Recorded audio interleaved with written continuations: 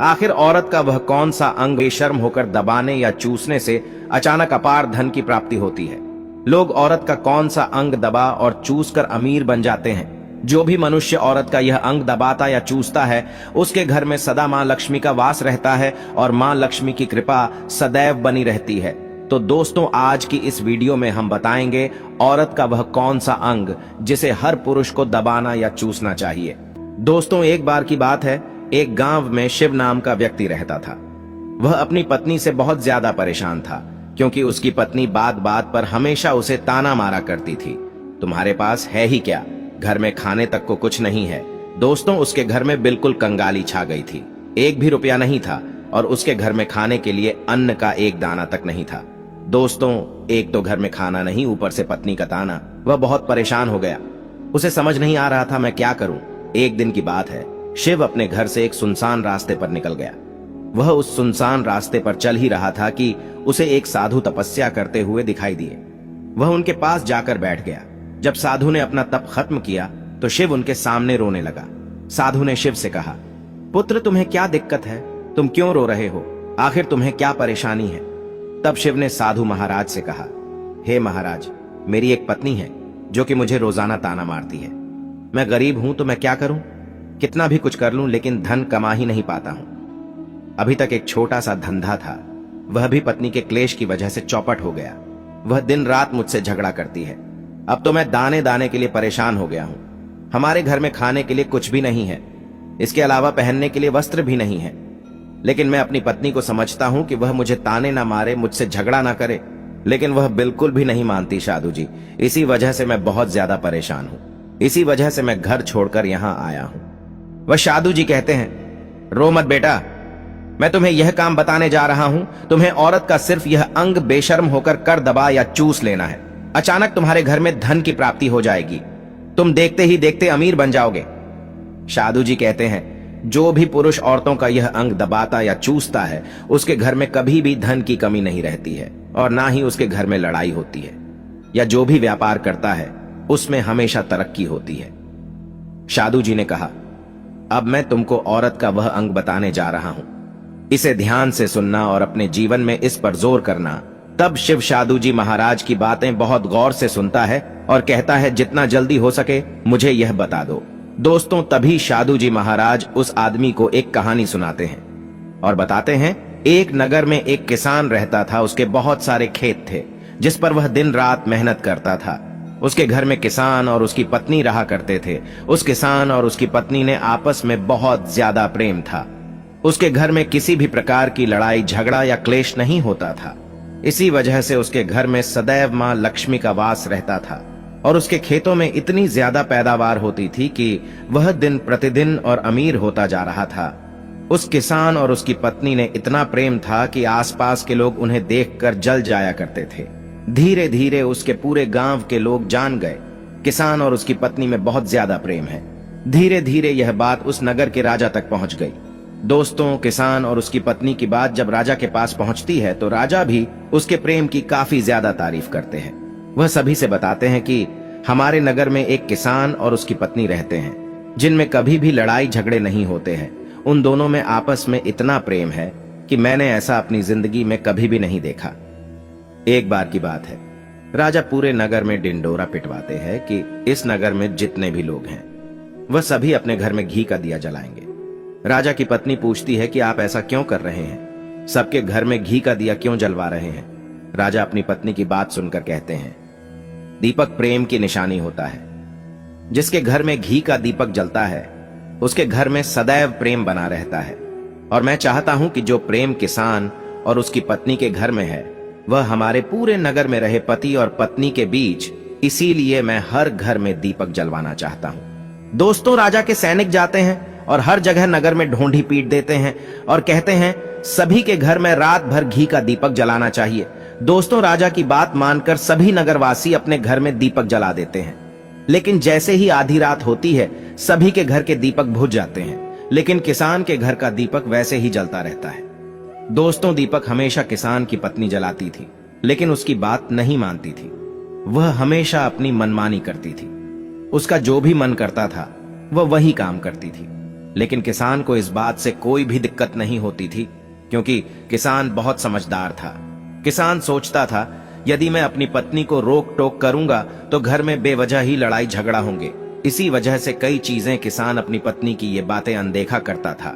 किसान इस वजह से अनदेखा करता था कि उसके घर में प्रेम बना रहे। राजा अपने महल में चढ़कर पूरे नगर का नजारा देख रहे थे। उन्होंने देखा कि सारे नगर में किसी के घर में दीपक नहीं चल रहा है, लेकिन किसान के घर में दीपक जल रहा है। तब राजा अपनी रानी से बोलता है कि देखो, किसान और उसकी पत्नी के घर में दीपक जगमगा रहा है, लेकिन पूरे नगर में कहीं भी दीपक नहीं जल रहा है। इसी से पता लगता है कि किसान और उसकी पत्नी में कितना प्रेम है।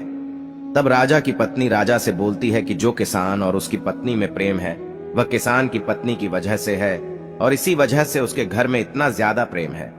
दोस्तों, जब राजा रानी की बात सुनता है तो कहता है, नहीं, तुम्हारा सोचना गलत है। जो प्रेम किसान के घर में है वह उसकी पत्नी की वजह से नहीं है, बल्कि वह किसान की वजह से है। रानी, यहाँ पर किसान बहुत ज्यादा समझदार है, आपका सोचना गलत है, और यही वजह है जो कि उनके घर में कभी भी लड़ाई झगड़ा नहीं होता है। दोस्तों, राजा कहता है किसान समझदार है, और रानी कहती है किसान की पत्नी समझदार है। दोस्तों, इसी तरह कुछ देर चलता रहा। राजा कह रहे थे किसान समझदार है, रानी कह रही थी किसान की पत्नी समझदार है। इसी बात को लेकर राजा और रानी के बीच काफी झगड़ा हो गया। इसके बाद रानी ने राजा की दाढ़ी उखाड़ ली और राजा ने रानी को उठाकर पटक दिया। इसके बाद राजा कहता है, हम लोगों को झगड़ा करने की जरूरत नहीं है, क्यों ना हम किसान और उसकी पत्नी की परीक्षा ले लें। सारा दूध का दूध और पानी का पानी हो जाएगा। लड़ाई करने के बाद इस बात पर राजा और रानी दोनों सहमत हो गए और दोनों की परीक्षा लेने के लिए तैयार हो जाते हैं। तब राजा अपने महल में जाता है और एक पुरुष सैनिक को बुलाता है और पुरुष सैनिक से बोलता है कि तुम किसान के पास जाओ और जो जो प्रश्न मैं तुमसे बोल रहा हूं वह तुम किसान को बोल देना। वह पुरुष सैनिक बोलता है, ठीक है महाराज। वह पुरुष सैनिक राजा की बात सुनकर किसान के पास जाता है। उस समय किसान की पत्नी खेतों में गई थी, लेकिन किसान की कुछ तबीयत ठीक नहीं थी, इस वजह से वह खेतों पर नहीं गया था। इस समय पुरुष सैनिक किसान के घर पहुंच जाता है और किसान से कहता है, मैं राज दरबार से आया हूं, राजा साहब ने मुझे भेजा है। दोस्तों, किसान कहता है, बताइए मैं आपकी क्या सेवा कर सकता हूं।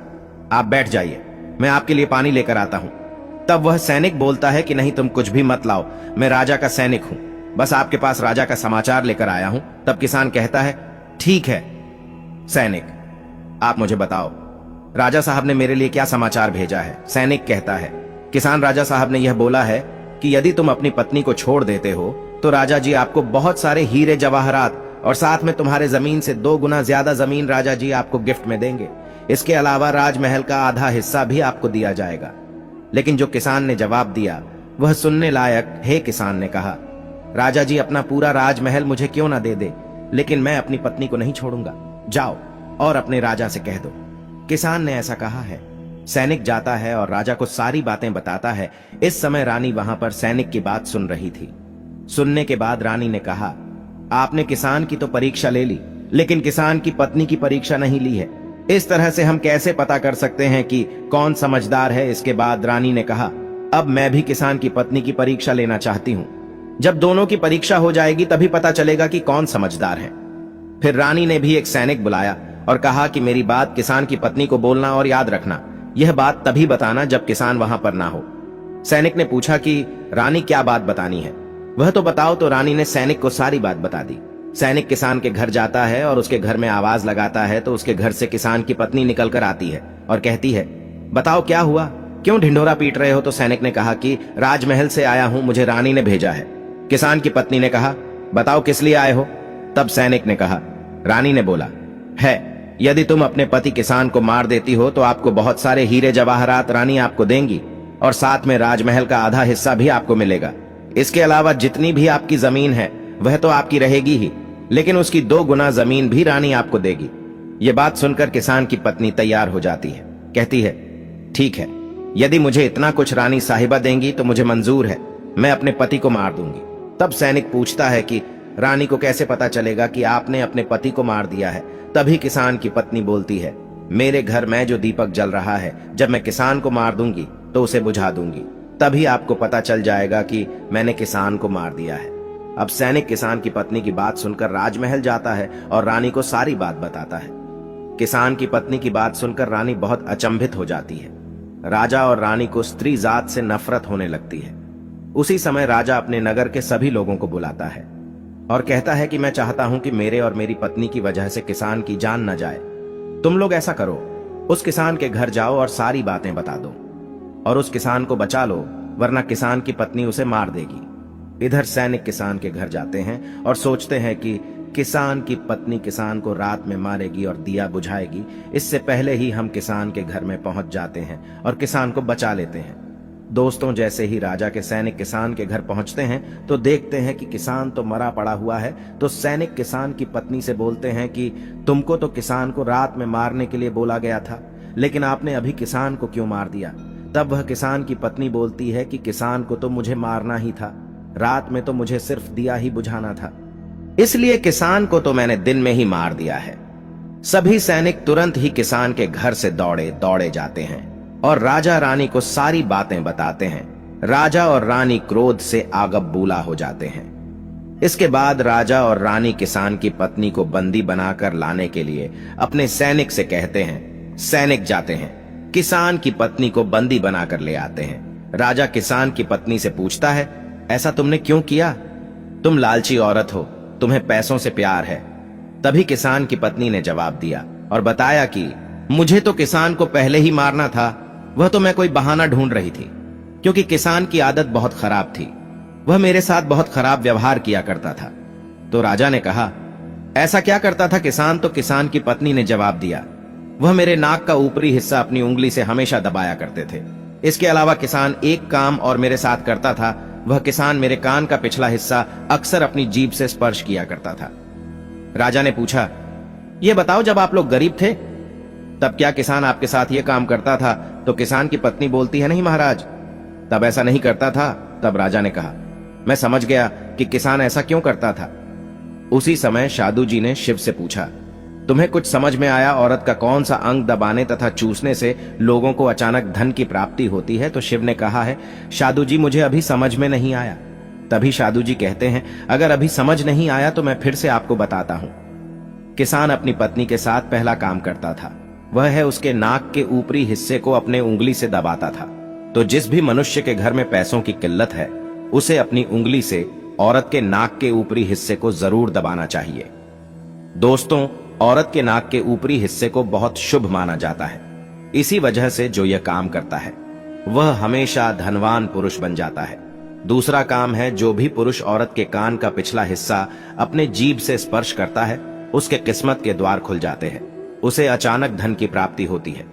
ऐसा इसलिए होता है क्योंकि औरत के कान के पिछले हिस्से में माता लक्ष्मी का वास होता है। जब आप ऐसा करते हैं तो माता लक्ष्मी आपसे प्रसन्न हो जाती है और आपको अपार धन देती है। और आपने एक बात तो जरूर सुनी होगी, औरतें माता लक्ष्मी का रूप मानी जाती हैं। इसी वजह है इस संसार में जो भी मनुष्य यह दो पवित्र काम करता है, उसका घर धन से भर जाता है, जो कि इस कहानी में किसान भी अपनी पत्नी के साथ करता था। लेकिन आप जब भी ऐसा काम करें तब आपको अपनी पत्नी को पूरी बात बता देनी चाहिए, अन्यथा आपके जीवन में इसी तरह अनर्थ भी हो सकता है।